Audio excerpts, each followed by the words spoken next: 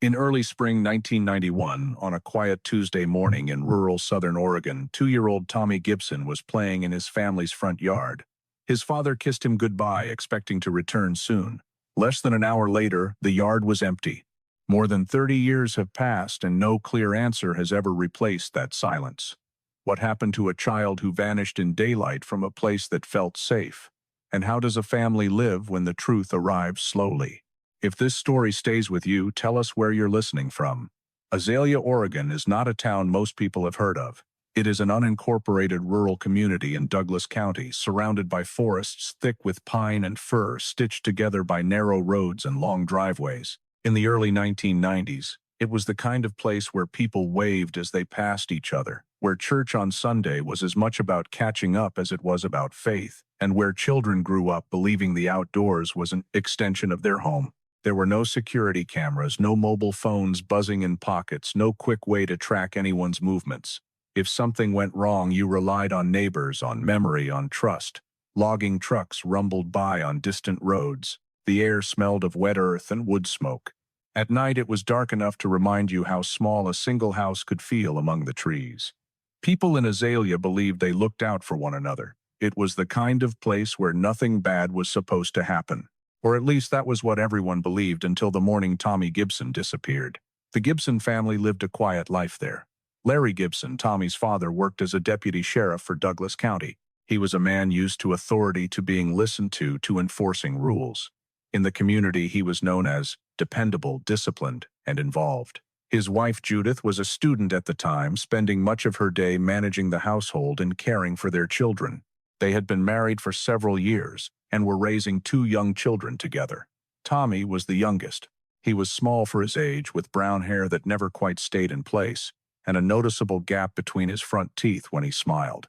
He was curious, energetic, and deeply trusting in the way only very young children can be. He liked being outside.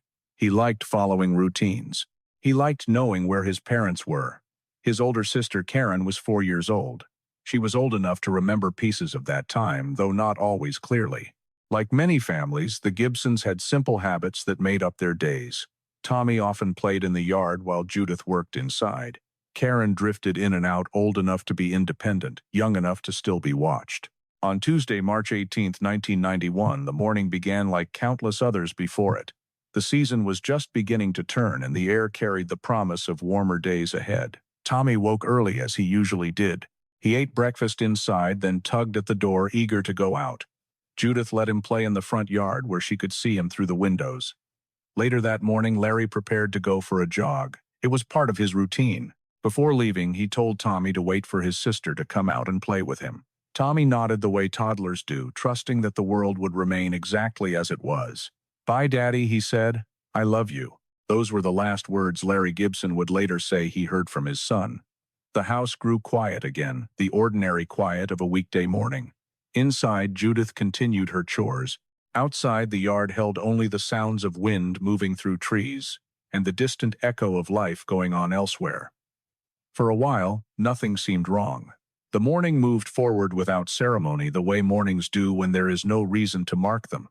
Inside the house, Judith Gibson went about her chores with the quiet efficiency of a young mother used to balancing many small needs at once.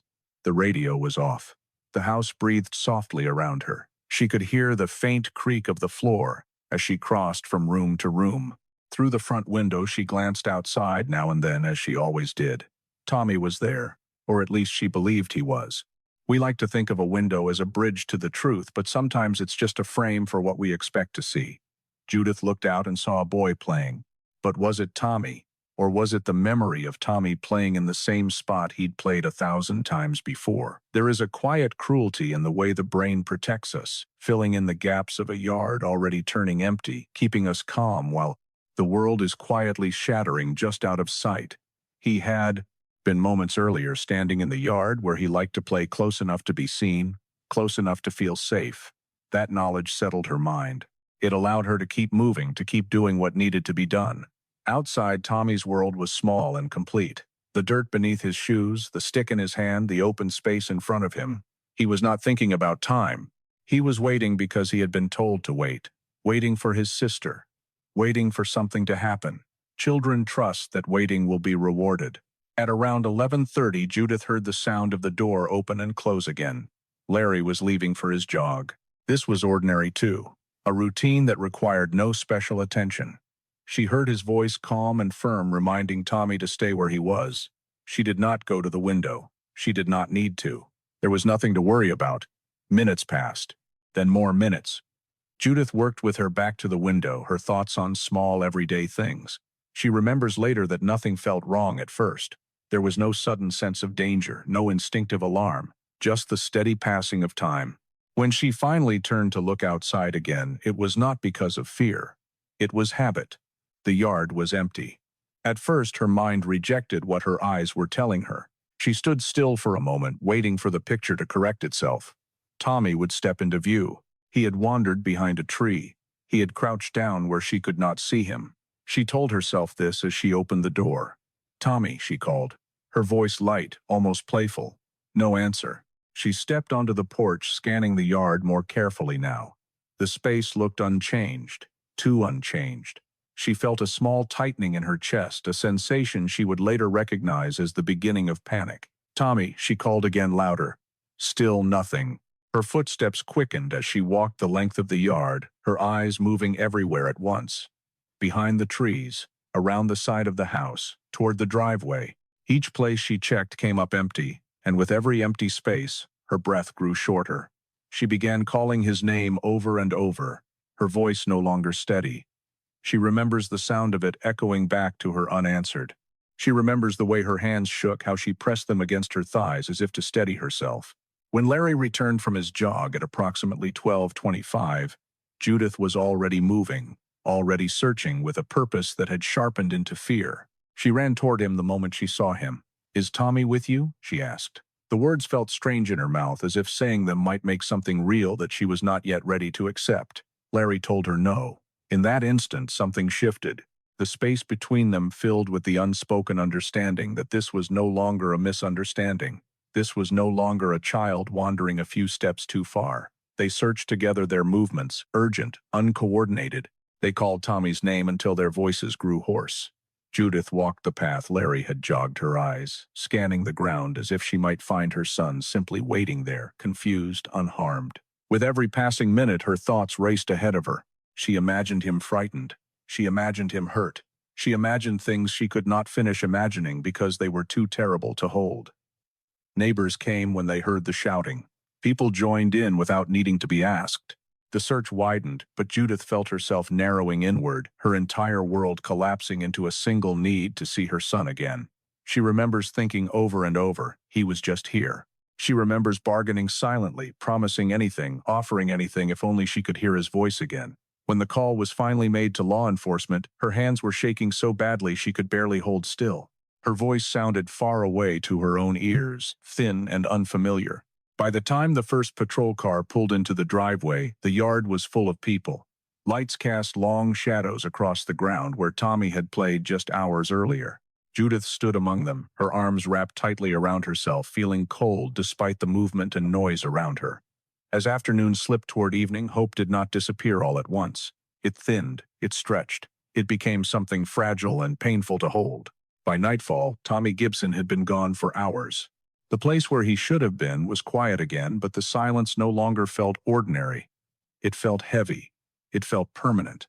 And somewhere deep inside Judith, a fear took root that would never fully leave her, the fear that the life she had known before this day was already over. By the evening of Tuesday, March 18, 1991, Azalea no longer felt like the quiet rural place people had known all their lives. Patrol cars lined the narrow road leading to the Gibson home, their lights casting long, uneasy shadows across the yard. The air was cool, damp with the promise of rain, and the woods surrounding the property seemed to press closer as darkness fell. The first deputies on scene were from the Douglas County Sheriff's Office. Some of them knew Larry Gibson personally. Some had worked alongside him. Because of that, Oregon State Police were notified within hours and began taking a coordinating role, ensuring that the investigation would be handled with distance and care. Judith watched the uniforms move in and out of her yard, trying to understand how quickly her life had turned into something unrecognizable. Only hours earlier, she had been folding laundry. Now she was answering questions she did not know how to answer. That night, search teams formed almost immediately. Neighbors left their homes without hesitation. Firefighters arrived with equipment. Volunteers brought flashlights and sturdy boots. They spread out across the property and into the surrounding woods, calling Tommy's name into the darkness over and over as if volume alone might bring him back. Tracking dogs were brought in later that evening. Judith stood near the edge of the yard as handlers worked carefully, guiding the dogs across the ground where Tommy had played that morning. For a moment there was movement, and almost promise as one dog moved toward the road. Judith's breath caught in her chest. She remembers gripping her hands together so tightly her fingers ached. Then the dog stopped. The handler knelt, tried again, and then slowly shook his head. Whatever trace had been there did not lead anywhere they could follow. The night stretched on, hour after hour, without answers. Searchers returned muddy and exhausted. Officers spoke quietly among themselves. Radios crackled, then fell silent again. Judith sat inside the house, wrapped in a blanket someone had given her, listening to footsteps come and go. Every sound made her look up. Every car slowing on the road made her heart race. She did not sleep. Our community knows that first night the way hope refuses to let go even as fear settles into your bones. The way you tell yourself that if you just stay awake, if you just keep listening, something will change. When Wednesday morning, March 19th arrived, the search intensified. More people came. Maps were spread out across the hoods of vehicles. Sections of land were marked, searched, and marked again. Creeks were checked carefully. Thick brush was pushed aside. The woods, once familiar and comforting, felt endless and unforgiving. Media crews arrived before noon. Cameras appeared along the road. Reporters spoke softly, choosing their words with care. Inside the house, Judith sat at the kitchen table, staring at a cup of coffee that had long gone cold. She remembers thinking that the world outside was moving forward while hers had stopped completely. Throughout that day and into Thursday, investigators began speaking more formally with neighbors and family members. They asked who had last seen Tommy, when and where. They asked about routines, about the morning, about anything that might have seemed unusual at the time. Larry Gibson was interviewed more than once. He described his jog in detail, how far he ran, how long he was gone, what he remembered seeing. At first, these conversations felt routine, but as hours turned into days, investigators began to notice small discrepancies. The route Larry described did not seem to match the amount of time he said he had been away. It was not an accusation. Not yet. Just a question that did not quite settle. By Friday, March 22nd, exhaustion hung over the search. Volunteers were still coming, still helping, but the energy had changed. The hope that had burned so fiercely on the first night had begun to thin.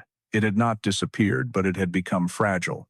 That same day, a neighbor contacted police with a memory that suddenly felt important. They reported seeing a pickup truck, yellow or brown, near the Gibson property on the morning Tommy disappeared. The information spread quickly. Investigators followed up. Roads were checked. Tips were called in. For a brief moment, the community held its breath again. But no one else had seen the truck. No license plate could be recalled. The lead faded, leaving behind only more questions. Over the weekend, Karen Gibson, just 4 years old, was spoken to gently by investigators trained to work with children. At first, she said she did not know what had happened to her brother. Later, after overhearing adults talk about the truck, she described seeing a man and a woman take Tommy away. The statement was noted carefully. Karen was young. Her story shifted. Investigators understood that memory at that age is fragile, easily influenced by fear and suggestion. As the days passed, the search slowly contracted.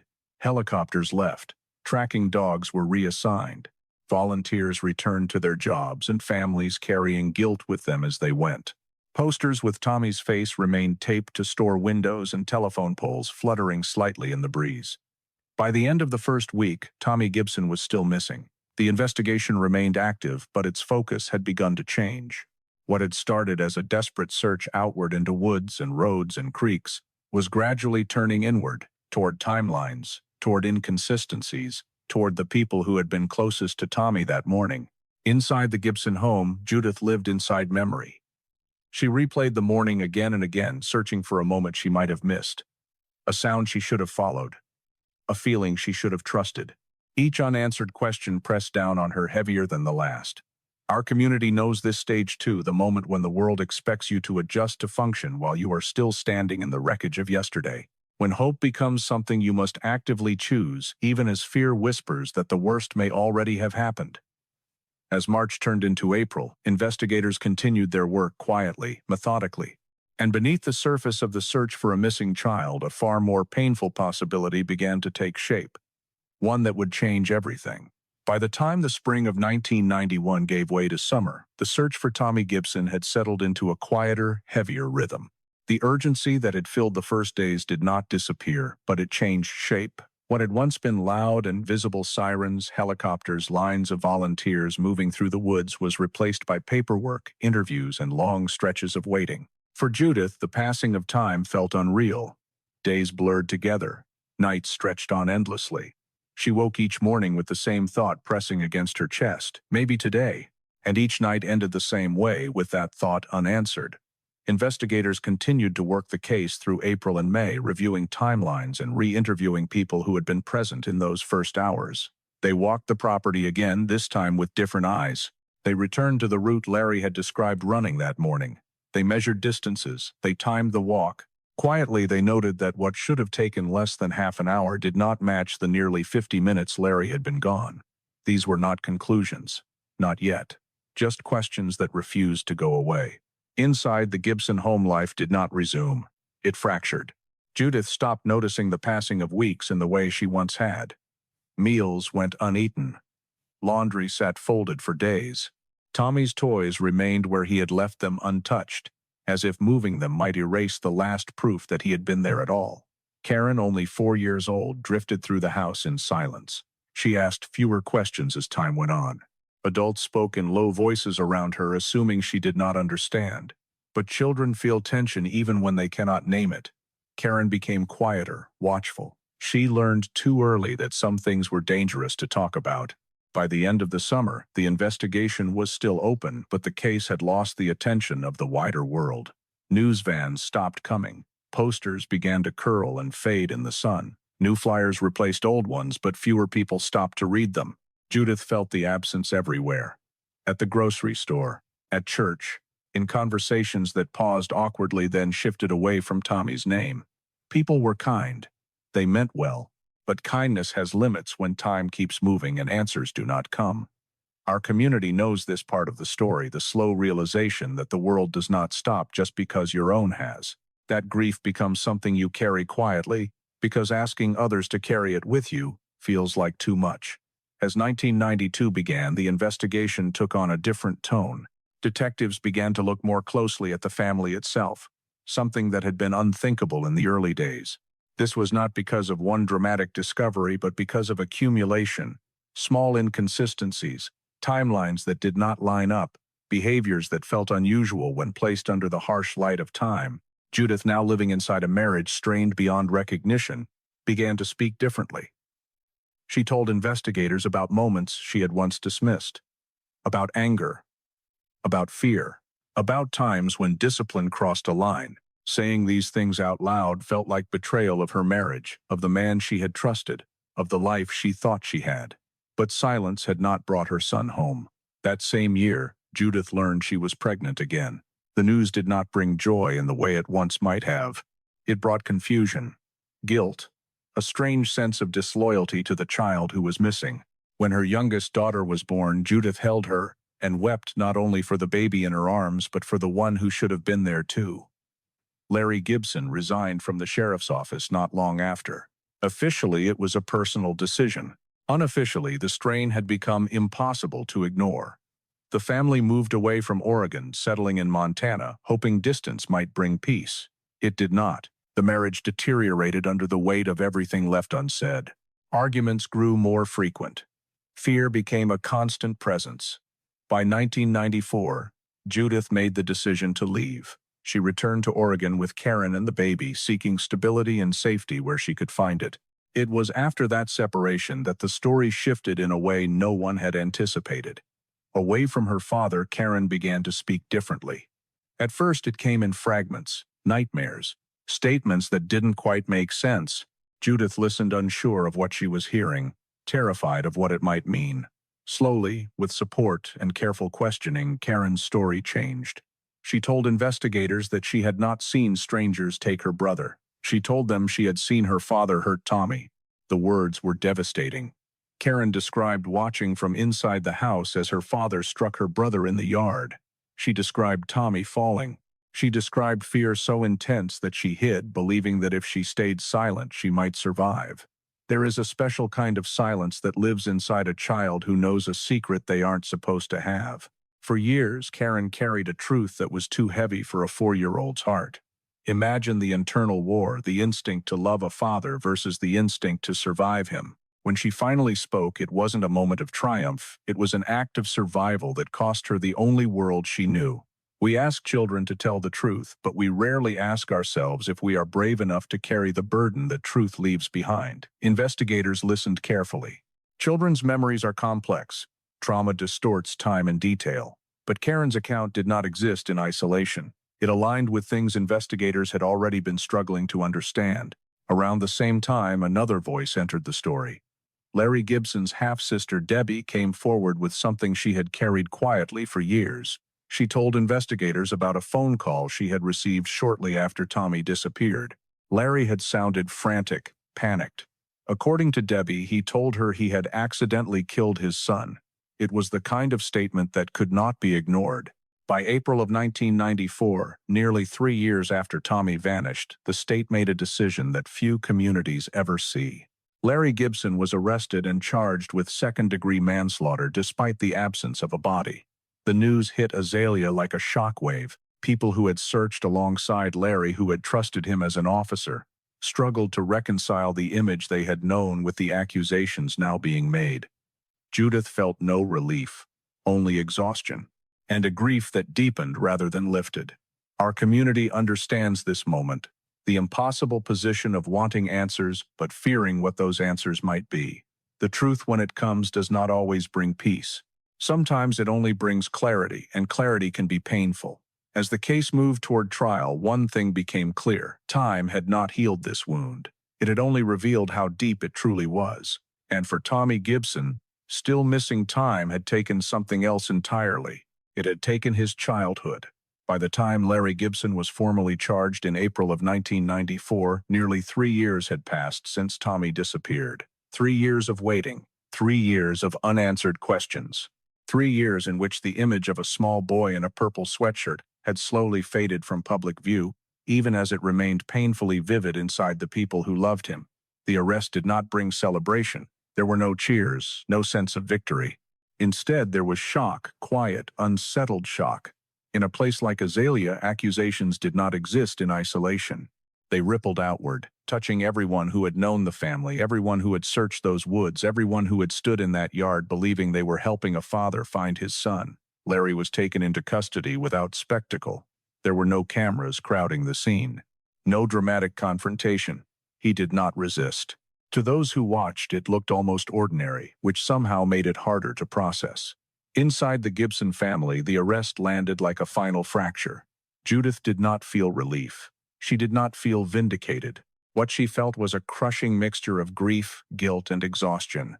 For years, she had lived between two unbearable possibilities: that her child had been taken by someone unknown, or that the truth was much closer to home. Now, the second possibility was no longer theoretical. She thought of all the times she had chosen silence, all the moments she had minimized fear, all the ways she had tried to keep the family intact when something inside her had known it was already breaking. Karen, now older, understood more than anyone wished she did. The weight of what she had said, what she had finally allowed herself to say, settled heavily on her small shoulders. Adults spoke carefully around her, aware that her words were central to the case, but also painfully aware that she was still a child.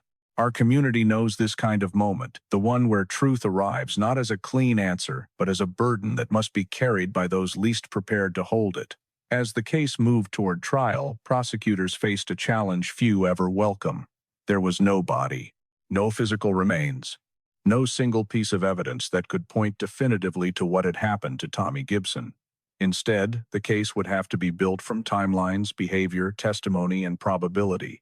Investigators revisited the events of March 18, 1991, piece by piece. They focused closely on Larry's account of the morning. His jog, the length of time he said he had been gone, the route he described. When reconstructed carefully, the timeline did not hold together. What Larry claimed had taken nearly 50 minutes could be completed in far less time. There were other details as well. Larry had showered and changed clothes before assisting with the search. He had used his patrol vehicle that day despite being told not to. The mileage on the vehicle did not match any documented search activity. None of these details proved guilt on their own, but together, they formed a pattern that investigators could no longer ignore. Karen's testimony became central. She spoke of seeing her father strike her brother in the yard, of watching Tommy fall, of hiding, believing that if she stayed out of sight she might be safe. Her account was not dramatic. It was fragmented, delivered with the halting clarity of a child recalling something she had tried very hard to forget. Defense attorneys questioned her memory. They pointed out her age, the changes in her story over time, the possibility of influence. These were valid concerns. Everyone in the courtroom understood that children's memories are fragile, especially under trauma. But Karen was not the only voice. Judith testified about the atmosphere inside the home before Tommy disappeared, about fear, about anger that sometimes turned physical, about moments she had once dismissed as discipline but now recognized as something else entirely. Then there was Debbie, Larry's half-sister. She described the phone call that had haunted her for years. Larry's voice frantic and unsteady. The words he used.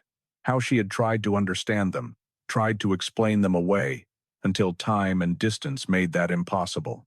Listening to her speak, the courtroom fell silent. Larry did not confess. He did not admit to killing his son. When confronted with the theory that Tommy had been accidentally harmed and then hidden, he said only that it was possible, while maintaining that he did not know what had happened. That ambiguity, neither full denial nor acceptance, left many unsettled. The trial unfolded slowly, deliberately. Jurors listened to days of testimony. They weighed the absence of physical evidence against the accumulation of behavioral and testimonial clues. They were asked to imagine something no parent ever wants to imagine, and then decide whether that imagining crossed the line into certainty. For the community, the trial was deeply divisive.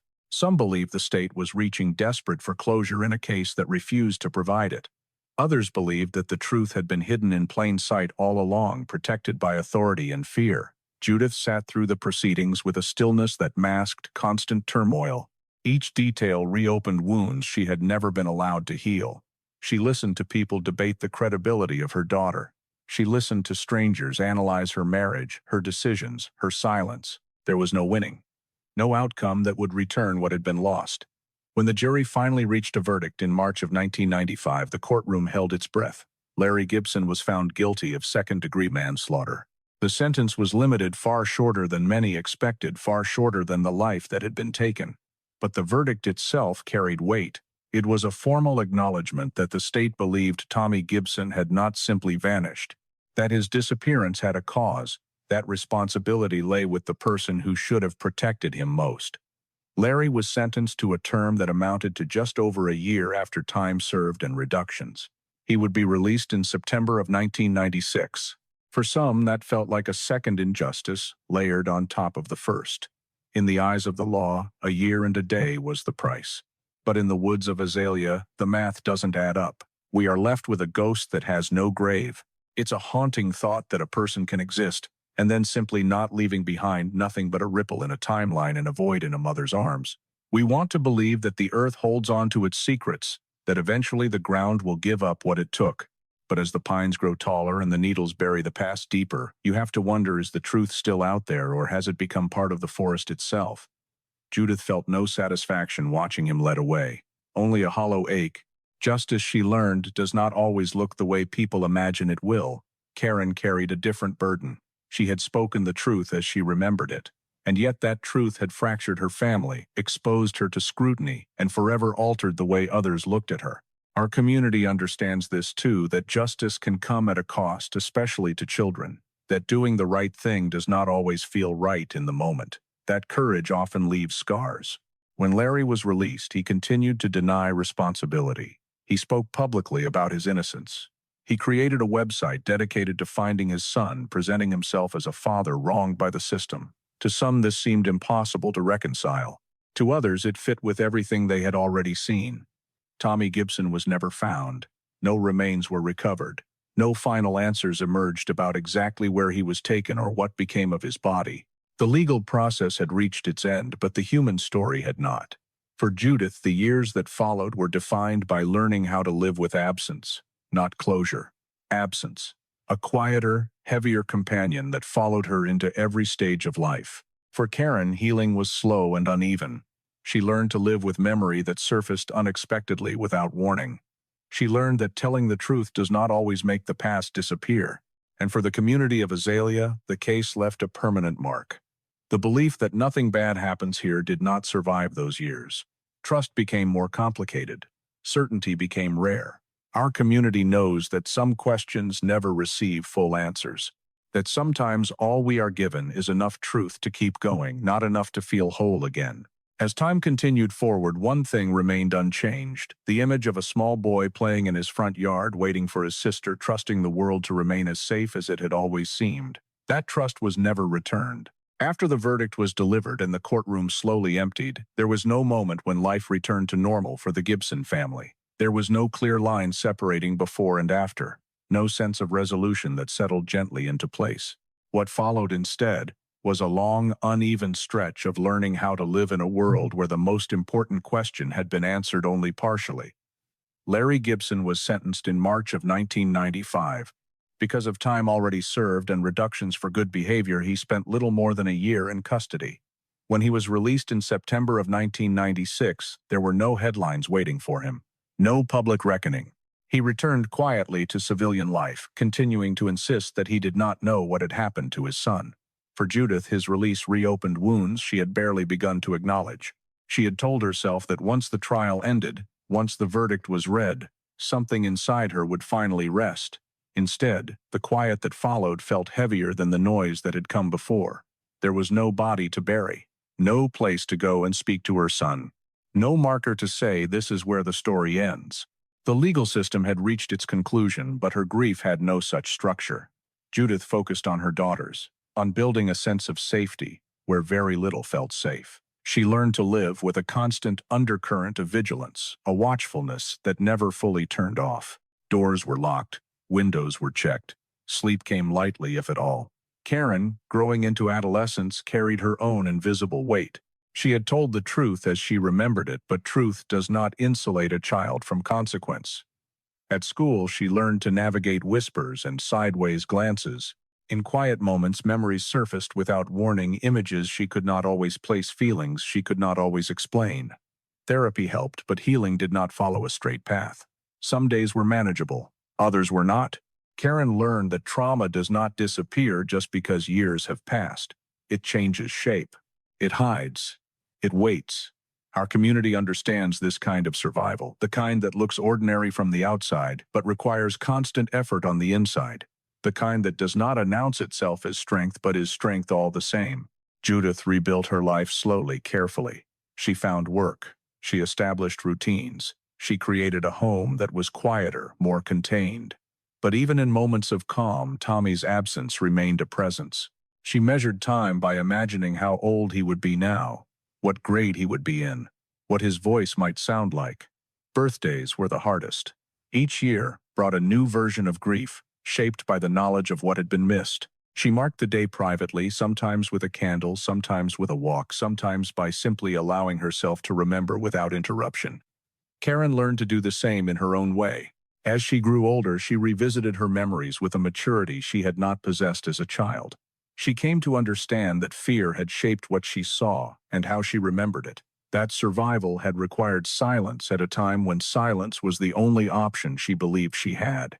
Forgiveness, when people asked about it, felt like the wrong word. Karen did not forgive what had happened, but she learned to place responsibility where it belonged, rather than carrying it herself. That process took years. Meanwhile, Larry Gibson continued to present himself publicly as a father searching for answers. He maintained a website dedicated to Tommy, framing himself as a victim of circumstance and misunderstanding. For some who encountered it, the site stirred sympathy. For others, it raised uncomfortable questions. Judith chose not to engage. She understood that arguing with a public narrative would only drain what little energy she had left. She focused instead on what she could control: the safety and well-being of her daughters. In Azalea, the case settled into community memory. It was spoken of carefully, often in hushed tones. Some residents avoided discussing it altogether, uncomfortable with the idea that something so dark had unfolded among people they knew. Others referenced it as a cautionary tale, a reminder that trust should never be blind. Our community knows how these stories linger, not as constant conversation, but as quiet awareness. The way they resurface whenever a child goes missing elsewhere. The way they change how you look at your neighbors, at authority, at certainty itself. Years passed. Technology advanced. The world changed in ways that would have been unimaginable in 1991. But for the Gibson family, one thing remained unchanged. Tommy was still missing. There were moments when Judith wondered whether she wanted more answers at all, whether learning exactly what had happened would bring peace or simply reopen wounds she had worked so hard to close. She lived in the space between wanting to know and wanting to survive. Karen, as an adult, came to understand that her story did not end with testimony. It continued in the choices she made, the boundaries she set, the compassion she extended to herself. She spoke rarely about the case, but when she did, she emphasized one thing above all else: children should never have to carry the weight of adult decisions. There was no grand healing moment, no dramatic reconciliation. Healing in this story looked like something quieter. It looked like days that passed without being consumed by memory. It looked like laughter returning in small, cautious ways. It looked like learning to live alongside loss without letting it define every moment. Our community recognizes this kind of healing too, the kind that does not erase the past but makes room for the future anyway. Today, the case of Tommy Gibson remains unresolved in the most fundamental sense. His body has never been found. The exact circumstances of his death remain unknown. What exists instead is a mosaic of testimony, behavior, and probability, enough for a conviction, but not enough for closure. For Judith and her daughters, that ambiguity is something they live with, not something they expect to resolve. They have learned that some questions remain unanswered, not because no one cares, but because time and fear and human failure sometimes conspire to bury the truth beyond reach. The legacy of this case is not found in legal textbooks or headlines. It is found in the way one family learned to survive the unimaginable, in the way a community learned to question assumptions it once held dearly, in the way silence once mistaken for peace was revealed to be something far more dangerous. Tommy Gibson's story does not end with justice neatly served or grief neatly resolved. It ends the way many real stories do, with people carrying forward what they can, honoring what was lost, and choosing day by day to continue living.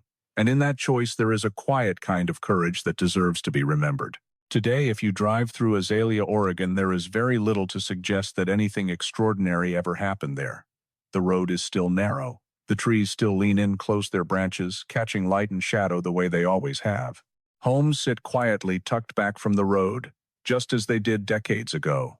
Time has moved forward here, whether people wanted it to or not. Tommy Gibson would be in his 30s now.